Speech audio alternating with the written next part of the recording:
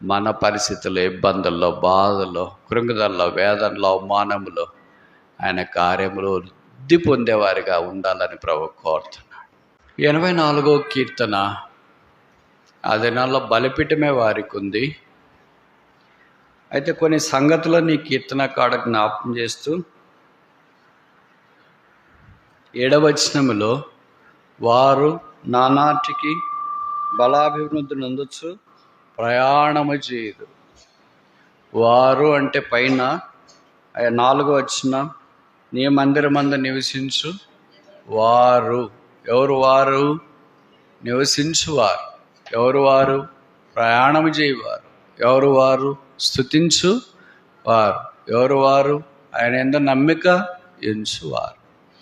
అలాంటి వారికి సంబంధించిన కీర్తనలో రాయబడిన మాట ఏంటంటే నానాటికి అభివృద్ధి. ఈ మాట మీద ఒక 5 విషయాలు మీకు జ్ఞాపకం చేయాలని కోరుతున్నాను. అభివృద్ధి అంటే నాకు ఇష్టం లేదనే వాళ్ళు ఎవరైనా ఉంటారా? చేయొద్దండి. ప్రతి ఒక్కళ్ళు అభివృద్ధి చెందాలని అనుకుంటారు. కాళ్ళు చాపుకుని ఉన్నా కూడా అభివృద్ధి చెందాలనుకుంటారు. అభివృద్ధిని ఎవరు నిరాకరిస్తారు? వృద్ధి చెందకపోగా ఎంత క్షీణించిపోయినామో. వృద్ధికి వ్యతిరేకం క్షీణత. అభివృద్ధి చెందకపోయినా కనీసం అక్కడన్నా ఆగిపోతే పర్లేదేమో, కానీ నేను ఇలాగ చెప్పానని అక్కడే ఆగిపోద్దండి. వృద్ధికి బదులుగా క్షీణత దాపరించిన క్రైస్తవ జీవితం చాలా విషాదకరం. మరి దేంట్లో వృద్ధి చెందాలా? అసలు చెందామా లేదా? కనుక మొదటిది ఏంటంటే సామెతలు గ్రంథం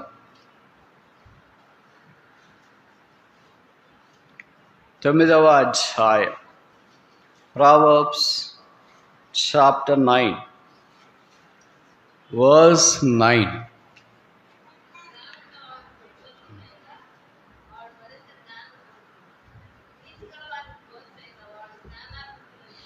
కనుక మొదట అభివృద్ధి ఏంటి? నేను తెలుగు బైబిల్ ప్రకారం చెప్తా. మీరు ఎవరైనా ఇంగ్లీష్ పండితులు ఇంగ్లీష్ బైబిల్ తెచ్చుకుంటే నేను చెప్పే ఈ రిథం కనిపించకపోవచ్చు. కనుక మొదటి వృద్ధి ఏంటంటే జ్ఞానాభివృద్ధి. మనము దేవుని దయందును మనుషుల దయందును వృద్ధి పొందడంతో దైవ జ్ఞానములో వృద్ధి పొందాలని కోరబడుతున్నాం. ఈ జ్ఞానము 5 రకాలుగా ఉన్నట్లు బైబిల్లో మనం చూస్తాం. ఇప్పుడు అవన్నీ నేను మీకు చెప్పను, ఎందుకంటే సమయం కావస్తుంది. ఎవరు జ్ఞానులు? అసలు మనకు జ్ఞానం ఉందా? ఎవరు అజ్ఞానులు? మనం అజ్ఞానులమా?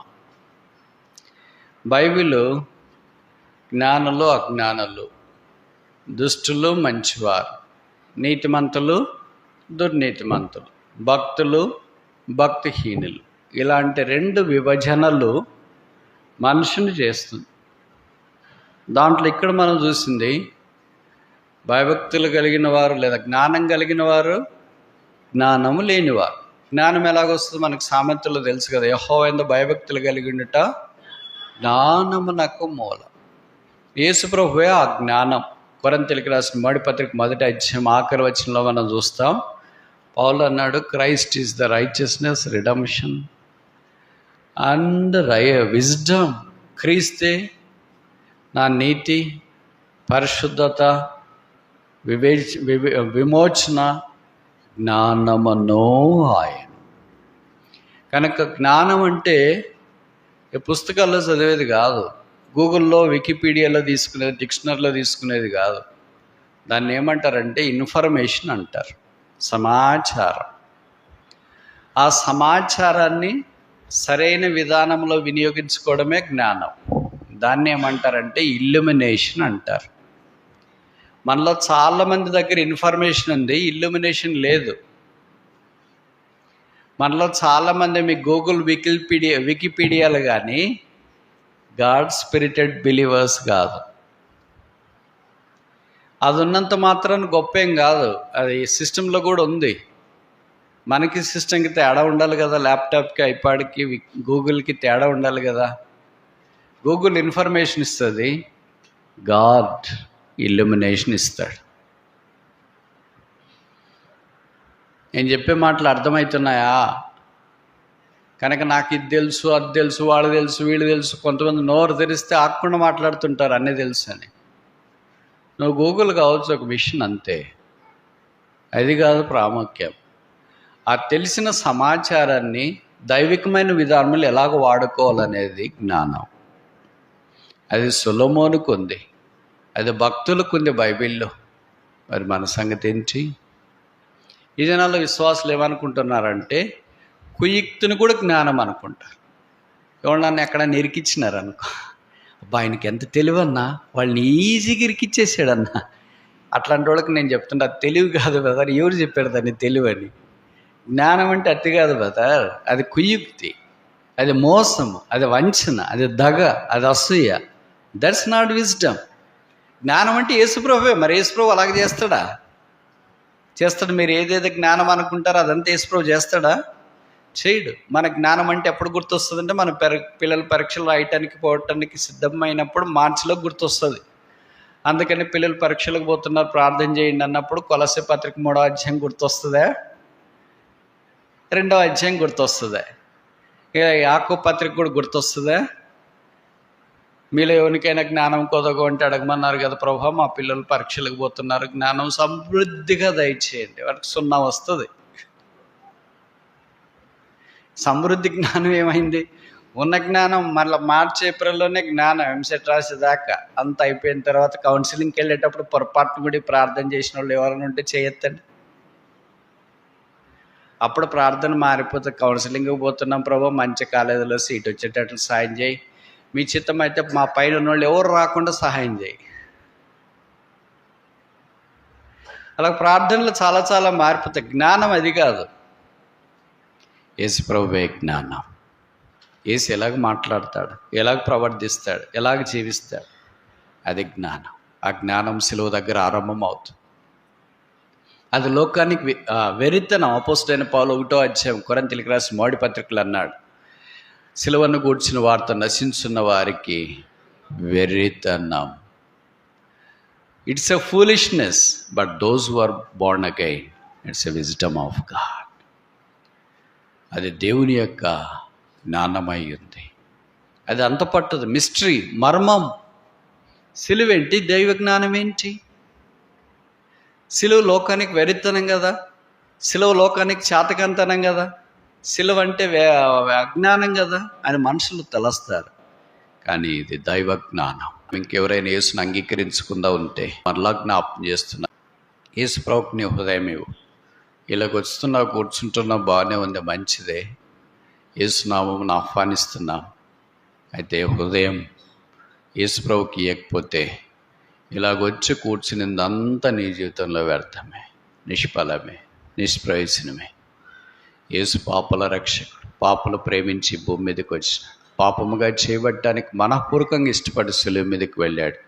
సిలువలో రక్తం కార్చి చనిపోయి సమాధి చేయబడి తిరిగి లేపబడి మరలా రాబోతున్నాడు. ఆయన వచ్చినప్పుడు బహుశా నువ్వు యేసుని అంగీకరించకుండా ఉంటే నువ్వు విడిచిపెట్టబడతావు. అది ఏం జరుగుతుందనేది చాలా విషన్న వదనముతో వివరించడానికి కూడా విషాదం చేత కాదు. ఆ దినములు, ఆ దుర్దినాలు రాకమునిపే ప్రభువుని యేసునందు విశ్వాసం ఉంచి యేసు రక్తం చేత కడగబడి పరిశుద్ధపరచబడి నెమ్మది, సమాధానం, సంతోషం, ఆనందం పొంది దైవరాజ్యానికి వారసులు కావాలని మనవి చేస్తున్నాం. అది జ్ఞానానికి ఆరంభం. అదే లేకపోతే జ్ఞానం లేదు. ఇప్పుడు జ్ఞానములో అభివృద్ధి పొందాలంటే సిలువ దగ్గరికి వస్తూ, సిలువనే ఆశ్రయిస్తూ, సిలువనే వెంబడిస్తూ, సిలువను మోసుకుంటూ ఉండాలి. రక్షణ కొరకు సిలువ దగ్గరికి వచ్చినాం. రక్షణలో ఎదగటానికి కొరకు సిలువను మనమే మోసుకొని పోవాలి. ఎవరు సిలువ వాళ్ళకే, అందరికి ఒకటే కాదు. ఇదే మనకి ఇష్టం ఉండదు. సిలువ దాకా రావడం ఇష్టమే, కానీ మనమే సిలువ మోసుకోవాలంటే ఇష్టం ఉండదు. అందుకే బైబిల్ ఒకడికి సిలువ మోయాలని పరిగెత్తిపోయినట్టు వాక్యంలో చూస్తాం. ఒకళ్ళని బలవంతాన మోయించినారు. ఇలా సిలువ మోసుకోవడం మనకి ఇష్టం, కష్టం, అది ఇబ్బంది, వేదన, అవమానం, కృంగుదల. కనుక ఈ మార్గం, సిలువ మార్గం, కల్వరి మార్గం, జ్ఞాన మార్గం అజ్ఞానులకు నచ్చు. ఈ జ్ఞాన మార్గంలో వృద్ధి పొందామా? ఒకని ఎదుట సరైనదిగా కనపడు మార్గం గలదు, బ్రాకెట్లో అజ్ఞాన మార్గం. తుదకది త్రోమాణమునకు త్రోవతీను. Every way of the foolishness ends with the death. Every way of the wisdom ends with the life. What way we choose where? అజ్ఞానం యొక్క మార్గం మరణం వైపు నడిపిస్తుంది, జ్ఞానం యొక్క మార్గం జీవం వైపు నడిపిస్తుంది. మనం ఏ మార్గంలో ఉన్నాం? జ్ఞాన మార్గం ఏసే, అదే సిలువ మార్గం. అలాంటి మార్గంలో వృద్ధి పొందేవారు. సిలువ మార్గం, సిలువ తను కనపరుచుకో, తను డంబంగా ప్రవర్తించదు, అతిశయంగా ప్రవర్తించదు, అసూయపడదు, మత్సరం ఉండదు, ద్వేషం ఉండదు, అన్యాయంగా ప్రవర్తించదు, అక్రమంగా ప్రవర్తించదు. సిలువకు అవన్నీ తెలియదు. వాళ్ళు నేర్చుకోలేరేంటండి సిలువ మార్గంలో ఉన్నట్టు? మేము నేర్పిస్తాం కదా. ఏమనుకుంటున్నారు మీరు? ఇది అజ్ఞాన మార్గం. సిలువ మార్గాన్ని మనం అవలంబించాలి, మనము నేర్చుకోవాలి, మనము ఆ మార్గం గుండా వెళ్ళటానికి ఇష్టపడాలి. ఆ సిలువ మార్గం మహిమకు దారితీస్తుంది. ఆ మార్గములో మనం వెళ్ళట ప్రాముఖ్యం. కనుక మొదటిది ఏంటంటే జ్ఞానములో అభివృద్ధి పొందుట. రెండవది చూస్తామా? కొరంతీలు కీర్తనలు 72:7, Psalm 72:7.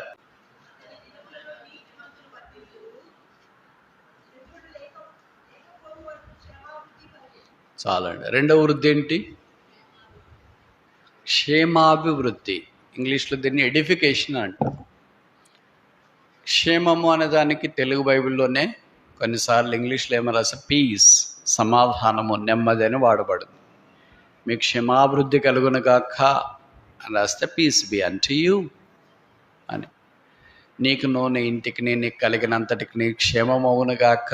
1 సమూయేలు 25:6 మనం చూస్తాం. అంటే piece B unto the unto all దై హౌస్. కనుక క్షేమాభివృద్ధి అనే దగ్గర ఇంగ్లీష్ బైబిల్లో పీస్ అని రాశారు. క్షేమాభివృద్ధి అనేది మనం తెలుగు తీసుకున్నా, ఇంగ్లీష్ బైబిల్లో పీస్, సమాధానం అనేది, శాంతి అనేది తీసుకున్నా, మనకి రెండు అవసరమే. శాంతి అవసరమే, క్షేమమో అవసరం. కొన్నిసార్లు మనకు పేరేమో శాంతి అని ఉంటుంది. శాంతి రాజు, పొరపాటును కూడా శాంతి ఉండదు. శాంతక్క ఎక్కడ కనపడదు శాంతం. మరి ఏముందంటే తుఫాను. నిమ్మళంగా ఉండాలి కానీ మనకు ఆపోజిట్గా ఉంటాం. పైకి భక్తి గలవారమైనట్లుండి దాని శక్తిని ఆశ్రయించిన వాళ్ళే వాళ్ళు. ఆ కోవ కిందకి మనం వస్తాం. కనుక ప్రభు ఏమంటాడంటే క్షేమాభివృద్ధి, ఆ పీస్లో, ఆ సంతోషంలో, ఆ సమాధానములో, ఆ శాంతంలో వృద్ధి చెందాలి. యేసు ప్రభు వారి యోహాను సువార్తలో పైకి వెళ్ళకమని అన్నాడు, my peace I give unto you, నా శాంతినే నేను మీకు అనుగ్రహించుచున్నాను. ఈజ్ పీస్, ఆయన శాంతి, ఆయనే శాంతి. అందుకే ఆయన గురించి బైబిల్లో రాయబడింది, ఆయన శాంతమూర్తి. ఆయన దగ్గరే శాంతి దొరుకుతుంది, ఆయన దగ్గరే క్షేమము దొరుకుతుంది. మన వ్యక్తిగత కుటుంబ సంఘ జీవితాలు ఎలాగ ఉండాలో? క్షేమంగా ఉండాలనుకుంటాం, ఆ క్షేమంలో వృద్ధి పొందాలనుకుంటాం. అయితే క్షేమము కాకపోగా క్షామం వచ్చింది. క్షామం అంటే తెలుసు అనుకుంటా మీకు, కరువు. క్షేమానికి వ్యతిరేకం క్షామం. కనుక ప్రభు మన యుద్ధ నుండి కోరేది ఏంటంటే మనము క్షేమములో కూడా, శాంతిలో కూడా నెమ్మదిగా వృద్ధి పొందాలని దేవుని యొక్క ఉద్దేశం. అక్కడే ఉండాలని కాదు. అయితే క్షేమములో వృద్ధి పొందకుండా మన వ్యక్తిగత కుటుంబ సంఘ జీవితాల్లో క్షేమాభివృద్ధి కలిగించడానికి ఉపయుక్తమైనదంతటినీ ప్రభు మనకిచ్చిన. అందుకే బైబిల్లో రాయబడింది అపోస్తల కార్యం, సంఘము క్షేమాభివృద్ధి నొందొచ్చు. ఓ వ్యక్తి క్షేమాభివృద్ధి నొందటానికి దేవుడు సంఘములో రకరకాలైన ఈవులను, వరాలను, తలాంతులను కలిగిన వారిని ప్రభు ఇచ్చినాడు. అందరు వినియోగించబడడం ద్వారా శరీరానికి క్షేమం కలుగుతుంది. ఎక్సర్సైజ్ చేసేటప్పుడు చూడండి, ఉదయకాలం నడిచేవాళ్ళు, పరిగెత్తేవాళ్ళు, షుగర్లు ఎక్కువై, బీపీలు ఎక్కువై. ఇప్పుడు చాలామంది నడుస్తున్నారు కదా వాకింగ్. దానికి ఒక క్లబ్ అని పెట్టుకున్నారు కొంతమంది, వాకింగ్ క్లబ్, వాకర్స్ అసోసియేషన్ అని. నేను చాలా పెట్టుకున్నారు, ఎందుకంటే నడిచేవాళ్ళు ఎక్కువ అయిపోయినారు. విచిత్రం ఏంటంటే ఎవరు తగ్గట్లేదు వెయిట్.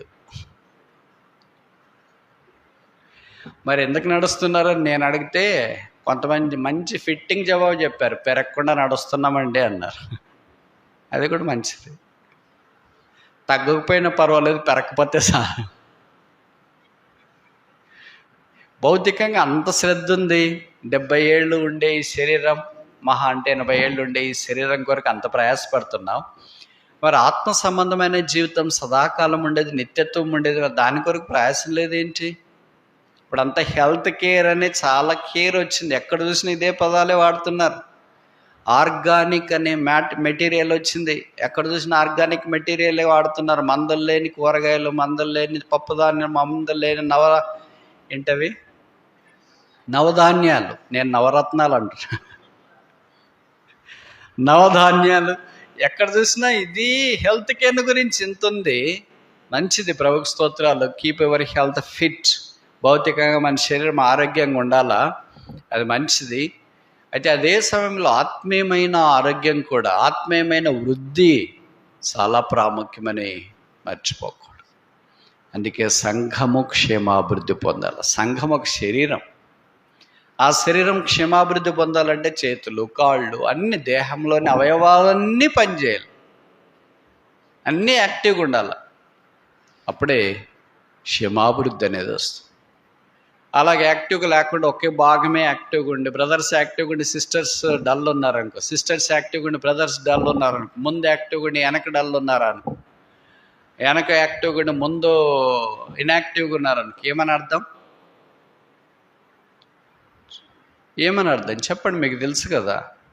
తెలియనట్లు ఉండొద్దండి. ఏంటిది, ఏమంటారు దాన్ని? పక్షవాతము అంటారు, పెరాలసిస్. ఈ భాగం అంతా యాక్టివ్గా ఉండి నాకు ఈ భాగం యాక్టివ్ లేకపోతే, ఈ భాగం యాక్టివ్గా ఉండి ఈ భాగం యాక్టివ్ లేకపోతే, ఒక కన్ను ఈ వైపు అంతా చురుకుగా ఉండి ఒకవైపు చురుకుగా లేకపోతే. కనుక ఈ దినాల్లో సంఘాల్లో పక్షవాతంతో బాధపడుతున్నాయి, పడక మీద ఉన్నాయి. ఎందుకంటే ఒకవైపే పనిచేస్తారు, ఒక్కడే. ఎవరు నచ్చినారు, ఎవరు బాగున్నారు, ఎవరు బాగలేరు అనేది కాదు. ఎందుకంటే యేసు శరీరము అన్ని అవయవాలు అవసరం. 2 కాళ్ళు, 2 చేతులు, 2 కళ్ళు, 2 చెవులు, 2 గుండెకాయలు, అంటే విభజన, కాలేయము, మూత్రపిండాలు అన్నీ పనిచేసినప్పుడు స్కాన్ టెస్టులు అన్నీ చేసిన తర్వాత డాక్టర్ గారు చెప్తారు అన్నీ నార్మల్ ఉన్నాయండి, కొద్దిగా ఒత్తిడిలో ఉన్నారు, ఏం నూనె వాడతారు మీరు వంటలకి అంటారు. సన్ఫ్లవర్ వాడతామంటే వద్దులేండి, ఆలివ్ వాడండి అని చెప్తారు. ఒలీవల నూనె, హాఫ్ బాయిల్డ్ అనేది ఉండదు. బాయిల్డ్ చేయండి అంటే వద్దు, బాయిల్డ్ వద్దు, only fry, deep fry, oil fry, groundnut oil fry. ఫ్రైలు తిని తిని తిని చివరికి మనం కూడా ఫ్రై అవుతాం.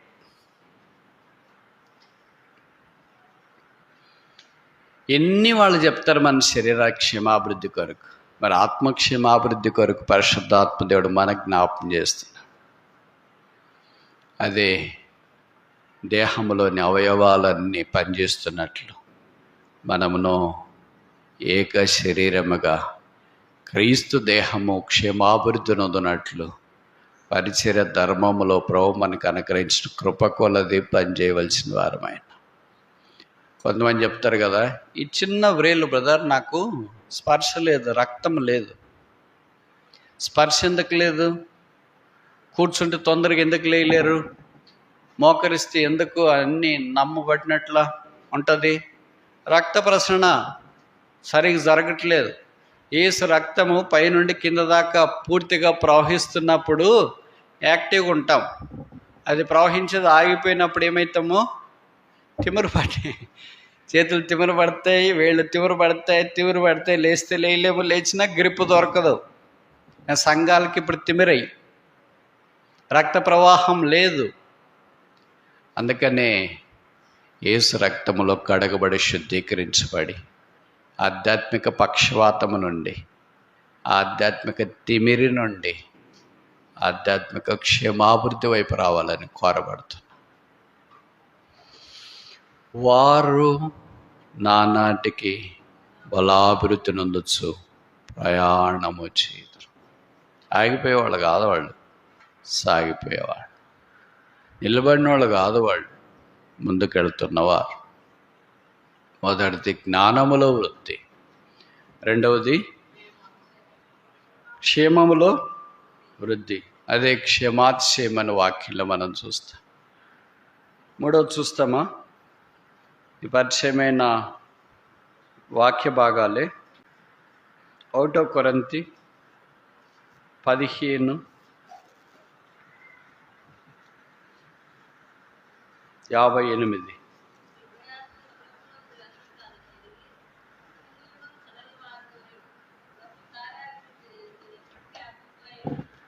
ప్రభు కార్యాభివృద్ధి యందు. మూడవది ఏంటి? కార్యాభివృద్ధి యందు. కార్య ఆరంభము కంటే కార్యాంతము మేలు. మనలో ఈ సత్కార్యం ఆరంభించిన ప్రభువు దాన్ని అంతం వరకు కొనసాగించగలడని నమ్ముచున్నా. వదిలేండి, మామూలు ఇది అలవాటు, ఇది ఒకరోజు అయితే మారుతారు. ప్రభు కార్యాభివృద్ధి యందు. ప్రభు కార్యం ఏంటి? మన కార్యం ఏంటి? మనం ఎవరి కార్యములో నిమగ్నమై ఉన్నాము? మీరు ఏదైనా చెప్తేనే కదమ్మా అర్థమయ్యేది. మీరు ఏం చెప్పకుండా ఊరికే అలాగ ఉంటే ఏమని అర్థం? వింటున్నారా లేదా అని ఎలాగ తెలుస్తుంది? ప్రభు కార్యాభివృద్ధి యందు ఆసక్తి కలిగి ఉండాలి. మనం అది మానేసి ఏం చేస్తున్నామంటే, నేను చెప్పే మాటలు కదా, బైబిల్లోనే రాశారు. ఫిలిప్పీ పత్రిక 2వ అధ్యాయం, ఫిలిప్పీ పత్రిక 2వ అధ్యాయం 4వ వచనం. ఫిలిపియన్ చాప్టర్ 2:4. మీలో ప్రతి వాడును, కొంతమంది కాదు, ముందు కూర్చున్న వాళ్ళు వెనక కూర్చున్న వాళ్ళు కాదు, పాతకాలం వాళ్ళు కొత్త కాలం వాళ్ళు కాదు, ఇక్కడ అందరినీ ఆయన ఈ దారికి తీసుకొని వస్తున్నాడు, ఇంప్లై చేస్తున్నాడు. ఇది అందరికీ. మీలో ప్రతి వాడును తన సొంత కార్యములను మాత్రమే కాక ఇతర కార్యములను, కనుక మనం ఏం చేస్తుంటాము? Very good. సొంత కార్యములే మనం చూసుకుంటాం. మనం తిన్నామా, మనం కూర్చున్నామా, మనం బట్టలు కట్టుకున్నాం, మనం బాగున్నామా, బంగారం వెండి సంపాదించినాం, పొలాలు సంపాదించినాం, ప్లాట్లు సంపాదించినామా, వాహనాలు బాగున్నాయా, భర్త బాగున్నాడా, భార్య బాగుందా, పిల్లలు బాగుందా, మనం సంబంధించి చూస్తాం. కానీ ప్రభు అంటే చూసుకునే వాళ్ళు చాలామంది ఉన్నారులేండి అన్నాను. ప్రభు మన యుద్ధ నుండి ఏం కొడుతుంది? నా కార్యాలు చూసేవాళ్ళు ఎవరున్నారు? Who is there for me to take care of my work. నా పని చూసేవాళ్ళు ఎవరున్నారు? నా కార్యాలు చూసేవాళ్ళు ఎవరున్నారు? ఎవరు లేం ప్రభా, వేరే ఊరికి వెళ్ళిపో అని అంటామా? లేదు ప్రభా, నీ కార్యాలు చూసేవాళ్ళు కూడా మేము కొంతమంది ఇక్కడ ఉన్నాం, వచ్చేసి మా దగ్గరికి, మేము చూసుకుంటాం అనేటట్టున్నామా? అందుకే పౌలు అపోస్తలుడు కొరింథీయులకు రాస్తూ 15వ అధ్యాయంలో అన్నాడు, ప్రభు కార్యాభివృద్ధి యందు. ఆయన కార్యాలు చూడడమే కాదు, ఆయన కార్యములు అభివృద్ధి కావాలని కోరుతాం. ఆయన కార్యములు చాలా విస్తారంగా ఉన్నాయి. బైబిల్లో రాయబడింది, ఆయన కార్యము చేయగా తిప్పివేయగలవాడు ఎవడు? ఆయన కార్యాన్ని గురించే ఇదే సందర్భంలోనే రాయబడుతూ వచ్చింది కదా. హగ్గై 3:2. యెహోవా సంవత్సరం జరుగుతుండగా ఏ కార్యము? నీ కార్యము నాలో నూతన పరచుము. Revive thy walk in the midst of the years. ప్రభు కార్యం పాట మాత్రం ప్రార్థనకు వచ్చిన రోజు పాడతాం, ప్రభువా నీ కార్యం నాలో నూతన పరచు అని ప్రార్థన కూడా చేస్తాం. చెప్పులు వేసుకున్న తర్వాత బయట చెప్పుల స్టాండ్లో అన్నీ మర్చిపోతాం. ఏం ప్రార్థన చేసినాం, ఏం పాటలు పాడినాం, ఏం వాక్యం విన్నాం, అన్నీ మర్చిపోయి తిరిగి మళ్ళీ అలాంటి పాట పాడేదాకా మన సొంత కార్యంలోనే ఉంటాం, పాట మాత్రం పాడుతూనే ఉంటాం. కనుక ఆధ్యాత్మిక జీవితంలో ప్రభు యొక్క కార్యంలో మనము కార్యశీలకమైన వారిగా ఉండాలని ఆయన కోరుతున్నాడు. ఆ కార్యంలో అభివృద్ధి పొందాలని కోరుతున్నాడు. అది ఎప్పుడు ఇలాంటి స్పెషల్ మీటింగ్స్ అప్పుడే కాదు, అక్కడ ఒక మాట రాసిన మీరు గమనించారు లేదు, ప్రభు కార్యాభివృద్ధి అందు ఎప్పుడో ఒకసారి ఉండండి అని రాశారా? పెళ్ళిళ్ళకి పేరెంటాలకు ఉండండి అని రాశారా? ఏమని రాశారు? ఎప్పటికీ. మనకి అట్లా ఉండదు కదా, మనదంతా సీజనల్ బిలీవర్స్ కదా, సీజన్లోనే బాగుంటాం. వేసవికాలం, వర్షాకాలం ఇలాంటి కాలాలు ఉన్నాయి కదా, అలాగే విశ్వాసులు కూడా ఒక కాలం ఉంటుంది. వాళ్ళకి అన్నీ బాగా జరుగుతున్న కాలంలో ఎంత బాగుంటారో చెప్పలేము. బాగా జరగకపోతే కాలం కలిసి రాలేదండి ఏం చేస్తామని అంటారు. తెలుగులో ఒక సామెత ఉంది కదా, కాలం కలిసి వస్తే నడిచొచ్చే కొడుకు వస్తాడంట.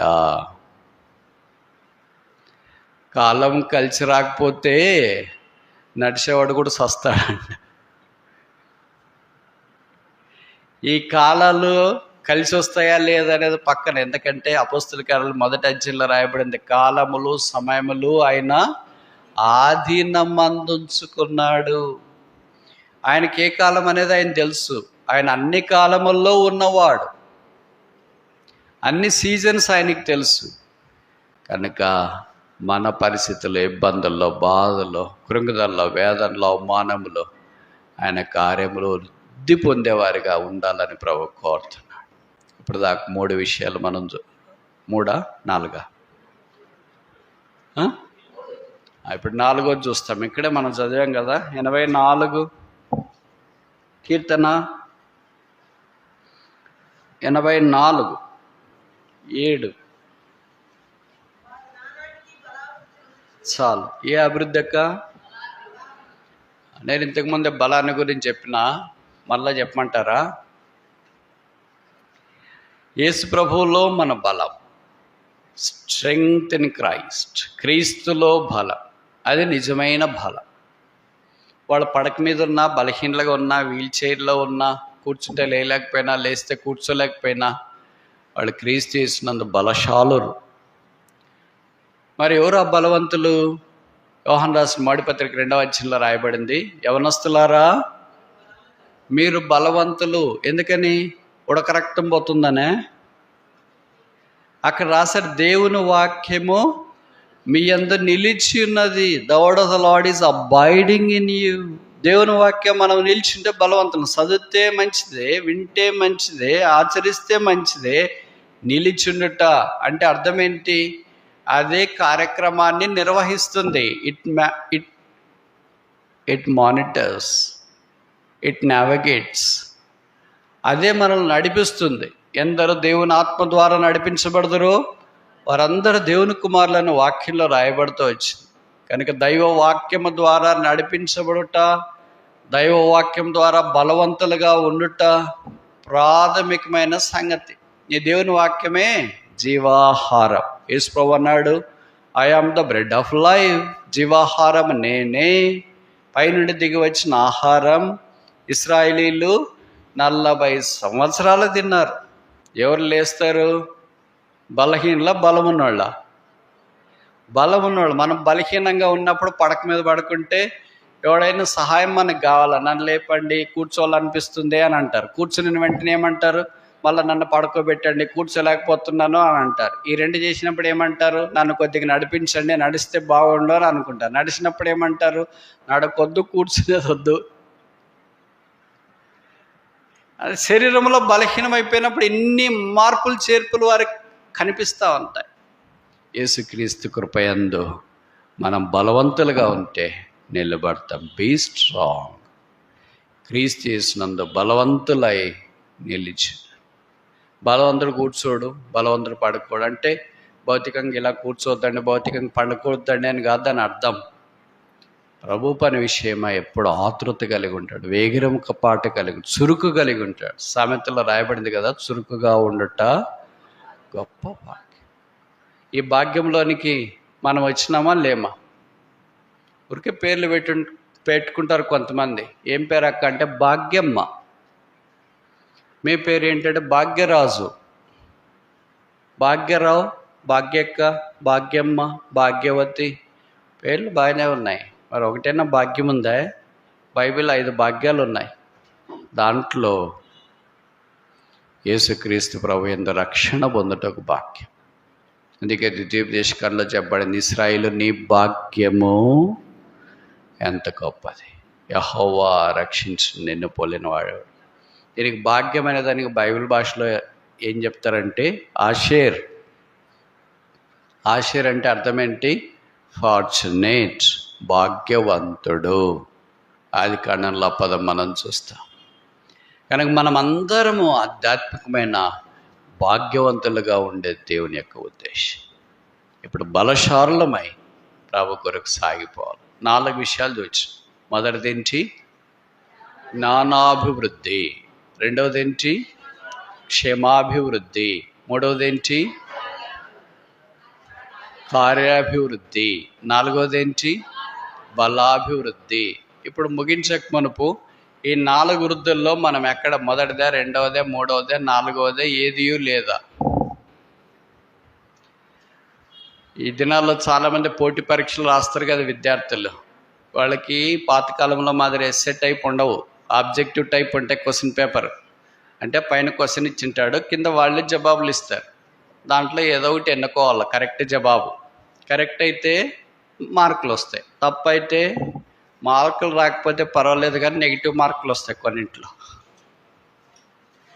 ఆ నెగిటివ్ మార్కులు వస్తే ఇంక ఉన్నది కూడా పోతుంది అన్నమాట. అంత ఘోరంగా ఉంటుంది పరీక్షలు, అంత స్ట్రాంగ్ ఉంటాయి నవేడేస్ ఈ దినాల్లో.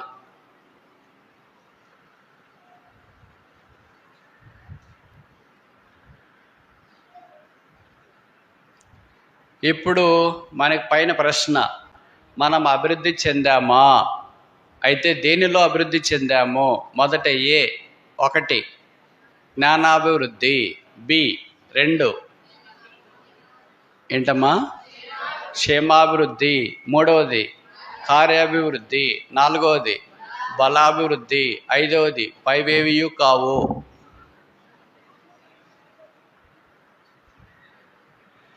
లేకపోతే ఆరోది పైవన్నీయు.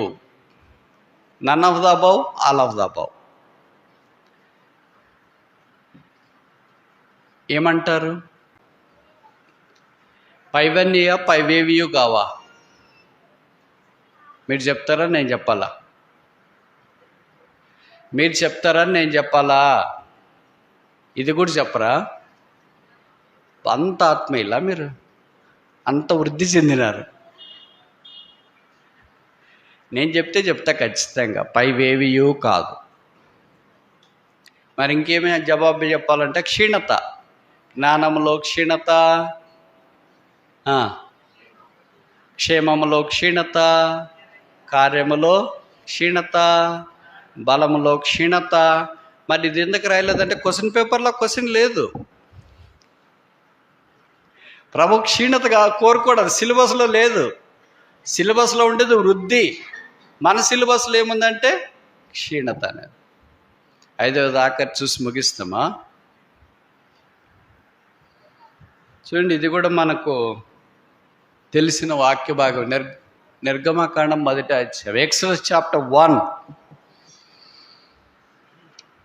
నిర్గమకాండం 1వ అధ్యాయం 21.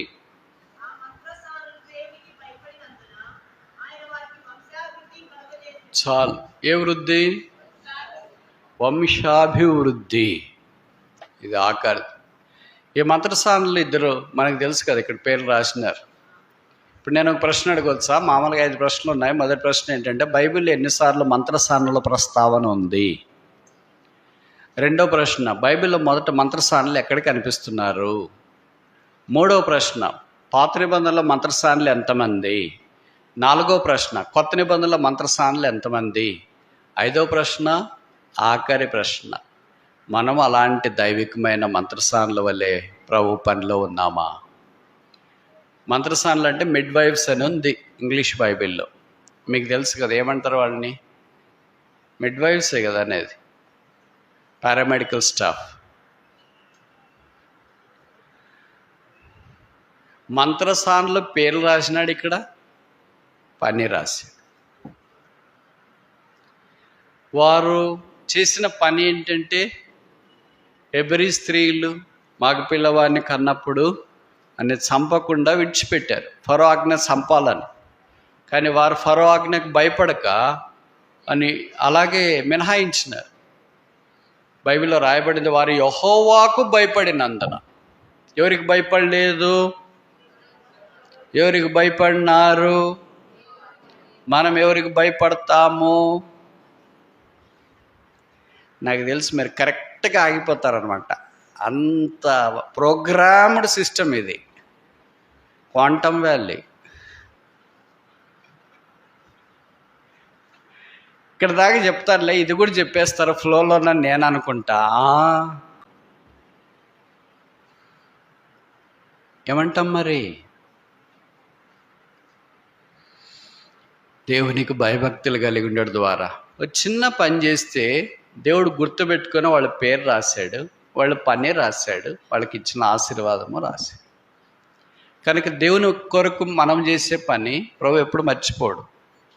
అందుకనే బైబిల్లో రాసినారు కదా, గిన్నెడు చన్నీళ్ళు ఇస్తే కూడా ప్రతిఫలము పోగొట్టుకో, ప్రభు గుర్తుపెట్టుకుంటాడు. మాలాంటి వాళ్ళు మేము మర్చిపోతుంటాం.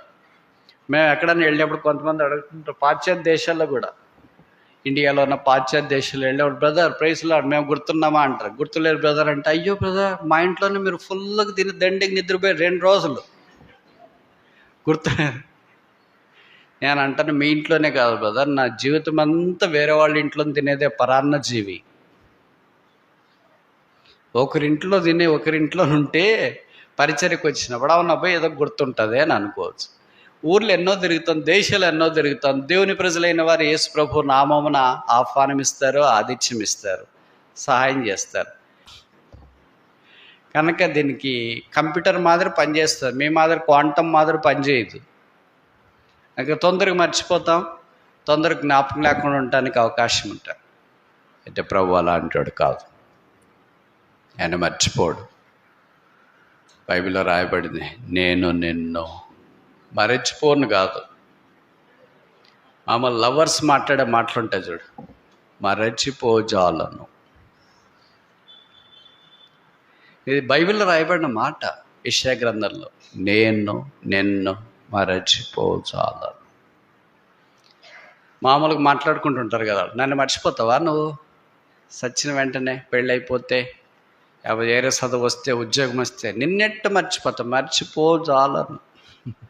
పక్కన పోయిన తర్వాత వాట్సాప్లు గిట్సాప్లు అన్నీ బంద్. అది లోకం, అది మనిషి. ప్రభు అలాంటివాడు కాడు, ఆయన మర్చిపోడు. ఈ మంత్రసానుల పేర్లు ప్రభు గుర్తుపెట్టుకున్నాడు, వారి పని గుర్తుపెట్టుకున్నాడు. దేవుని యందు వారు భయభక్తులు కలిగి ఉన్నారు. వాళ్ళ ఫరో పిలుస్తాడని కూడా వాళ్ళకి తెలుసు. చూడు, మనం పిలిచి మనల్ని అడుగుతారని తెలిసి మనం ఎంత భయపడి వస్తాం కదా. పిలిచినాడు, అడిగినాడు ఆయన. మీరు ఊహించండి, ఒక దేశపు రాజు మంత్రులు పిలిస్తే, ప్రధానమంత్రి లాంటివన్నీ పిలిస్తే ఏదైనా జవాబు ఉంటుంది. ఒక పెద్ద ఐఏఎస్ ఆఫీసర్ సెక్రటరీని పిలిస్తే జవాబు ఉంటుంది. ఒక మిడ్ వైఫ్ని పిలిచి అడిగినారనుకో, ఏంటమ్మా ఇలాగ చేసేదని. అసలు పిలుస్తున్నాడు రాజు అంటేనే వణికిపోయి ఆడే గుండె ఆగిపోయి ఉంటుంది, అక్కడ దాకా పోయేది ఇంకెక్కడ. కానీ వీళ్ళు రాజు దగ్గరికి పోయినారు. బైబిల్లో రాయబడింది ఆ మాటలు. వారిని పిలిచి అడిగితే, ఎంతకు మీరు ఎలాగ చేశారంటే వాళ్ళు తెలివిగా జవాబు చెప్పారు. దీన్ని తెలివి అంటారు, దీన్నే చురుకుతనం అంటారు. మనం చేసే తెలివి కాదు, మనం చేసే చురుకుతనం కాదు. అప్పుడు వాళ్ళు చెప్పిన జవాబు ఏంటంటే, హెబ్రీ స్త్రీలు చాలా చురుకైన వాళ్ళు, మేము వాళ్ళ దగ్గరికి వెళ్ళి సాయం చేయకమునిపై వాళ్ళు కాన్పవుతున్నారు, కనుక మేము ఏం చేయలేకపోతున్నాం. బైబిల్లో రాయబడింది, ప్రభువు లేదా యెహోవా వారికి వంశాభివృద్ధి కలగజేసి. నేను భౌతికమైన వంశాభివృద్ధిని గురించి మాట్లాడట్లేదు. ఒక పెళ్ళైనా, పెళ్ళి కాకపోయినా, ఒక పిల్లలైనా, పిల్లలు కాకపోయినా, భౌతికమైన వంశాభివృద్ధిని గురించి నేను మాట్లాడలేదు. ఆత్మీయమైన వంశం అంటే రక్షించబడ్డాం, మన ద్వారా ఎవరైనా రక్షణలోకి వచ్చినారు. క్రీస్తు వంశావళిలోనికి ఎవరైనా వచ్చినారా? కొంతమంది అంటారు కదా, మా వంశావళి ఎంత పెద్దదనుకున్నాం, మా వంశవృక్షం ఎంత పెద్దదనుకున్నాం, ఎంతమంది ఉన్నారు అనుకున్నా, అంత బాగుంది, అదంతా భూమి మీద ఉన్నంత దాకా. అది యేసు వంశం. కొత్త నిబంధనలో మత్తయి సువార్త 1వ అధ్యాయం 1వ వచనం ఇదే, అబ్రాహాము కుమారుడైన దావీదు కుమారుడైన యేసుక్రీస్తు వంశావళి. ఆ యేసు వంశావళిలో ఎవరైనా పేరు నమోదు చేసుకున్నారా? ఎవరైనా యేసుని అంగీకరించినారా? ఎవరైనా పాపక్షమాపణ పొందినారా మన ద్వారా? దీనికి ఆపోజిట్, వ్యతిరేకంగా మాట్లాడాలంటే మన ద్వారా ఎవరైనా యేసుని నమ్ముకోకుండా ఉన్నారా? దీనికి జవాబు ఉంది. మస్తుగా ఉన్నారు బ్రదర్, మా ఇంటి పక్కన ఎరుగు పొరుగు, మా ఆయన, మా ఆవిడ, మా పిల్లలు, వాళ్ళు రక్షణ పొందంటే, రక్షణ పొందితే నీలాగా జీవించేదైతే ఆ రక్షణే వద్దా, యేసే వద్దా, మందిరమే వద్దు అంటున్నారు కదా. అప్పుడు మనకు సిగ్గుపోతుంది. అప్పుడు మనం ఏదైతే 5G 4G కవరేజ్ ఇయటానికి ప్రయత్నం చేస్తుంటాం. బైబిల్ ఏం చెప్తుందంటే, యేసు వలె మనం జీవిస్తే వారు క్రీస్తు వంశంలోనికి రావటానికి అవకాశం, అబ్రహాం వంశావళిలోనికి రావటానికి అవకాశం, అంటే పరలోక రాజ్య వారసులు కావటానికి అవకాశం, దేవుని మందిరాన్ని విడిచిపెట్టుకుని ఉండే అవకాశం. దీంట్లో వృద్ధి ఉందా? లేదా 20 ఏళ్ల నుండి ఉన్నోళ్ళకి 20 మందన్నా కనీసం రక్షణ పొంది ఉండాలి. లేదా 10 ఏళ్ల నుండి ఉన్నోళ్ళకి 10 మందన్నా కనీసం రక్షణ. కనీసం చెప్తున్నాను నేను, మినిమం నంబర్ ఇది, నాట్ మ్యాక్సిమం. అలాగే 5 ఏళ్ళ నుండి రక్షణ పొంది ఇక్కడికి వస్తుంటే ఎంతమంది కనీసం రక్షణ పొంది ఉండాలా? 5 మంది. సంవత్సరం నుండి వస్తున్నాను బ్రదర్, నాకు కూడా ఏమైనా ఉందా క్వశ్చన్ పేపర్ అంటే ఉంది, ఒక్కరైనా రక్షణ పొంది ఉండాలి. ఇవన్నీ జరగకపోతే ఏమని అర్థం? వంశము వృద్ధి పొందలేదు. వృద్ధి పొందలేదంటే అర్థం ఏంటి? క్షీణించింది.